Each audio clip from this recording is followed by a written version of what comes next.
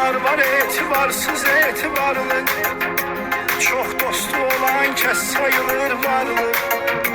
Dost var ağırdı hürmeti dağlardan. Çünkü o keçip xeyli sınaqlardan. Az halda olur indi ürək dostu. Amma o qədərdir ki çörək dostu.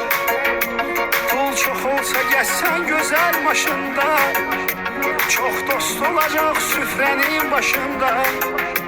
Sən onlara verdikcə qonaqlıqlar, onlar deyəcək şən və sağlıqlar. Sən də deyəcəksən əla dostlarsız. Allah'a şükür yaxşı ki siz varsınız. Hər can söyləyəndən dost olmaz